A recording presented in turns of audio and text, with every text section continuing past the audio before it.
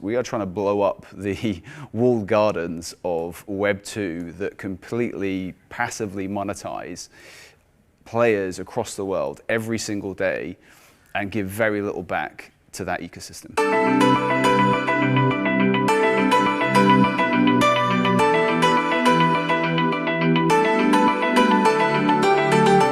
My journey to PlayEmber has been one of just randomness. I just kind of fell into law, but I always had this creative gene in me. I've always enjoyed just the creative side, right? Just like human experiences and creativity and how people think. So for me, like, did my law degree and then kind of fell early on into advertising, creating content to basically, ultimately inspire consumers, but at a sort of more cynical level to try and get someone to feel something for a brand or a piece of content.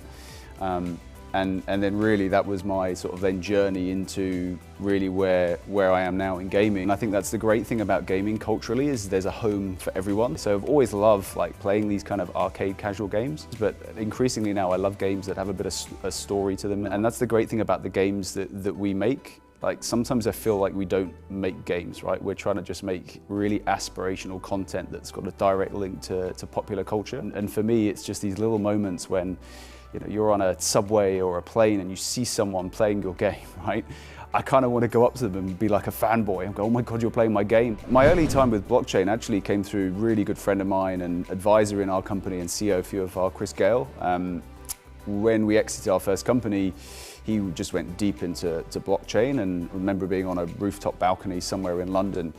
Chris got a few of us together to explain what he was doing, and I was like, I mean, he's one of the smartest guys that I know, and I'm like, I don't really understand what he's talking about, but it's Chris, and wherever he is, he's always early. This is gonna be big.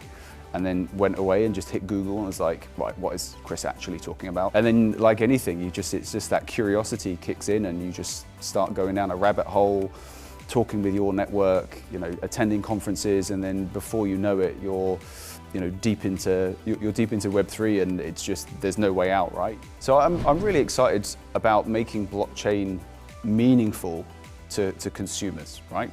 I use this word like to the team about our job is to make blockchain invisible, but make the games more fun. How do we do that? So I think where blockchain technology is going to go is this. I think this idea of community is really interesting. I don't think we've found a meaningful way yet to really put sort of this word of ownership into consumers that actually means something beyond this sort of play to earn concept that I don't agree with, right? Because gaming's not a job. Gaming is and always will be just a huge cultural like moment for people, but it should be around sort of players equally putting something in and getting something back from gaming, whatever that is, right? Whether it's merchandise, whether it's like an IRL meetup.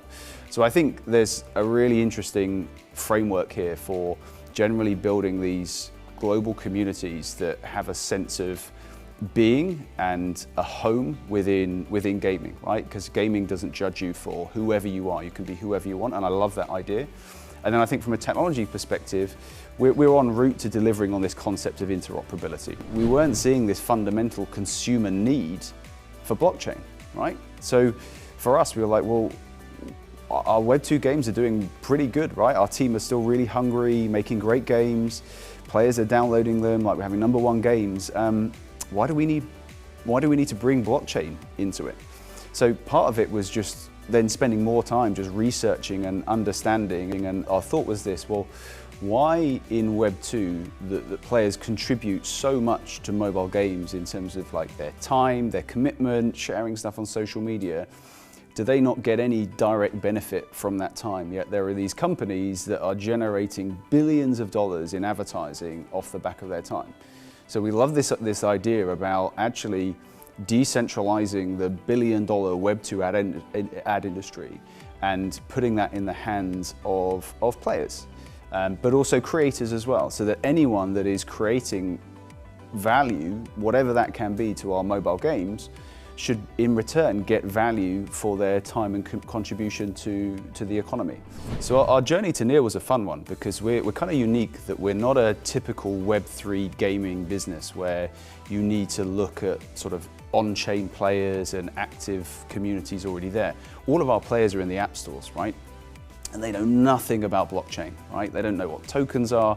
So really it made it a lot easier for us because it really came down to, first and foremost, the technology. So what we were looking for is who had an intuitive wallet that was built that I could just literally put my email address in and just enter this experience or content that I wanted to join. So that was the first thing. We love Near's wallet. It's just really seamless. The second piece was more on the sort of scalability of the network side, because obviously there's been some well-publicized concerns in that space.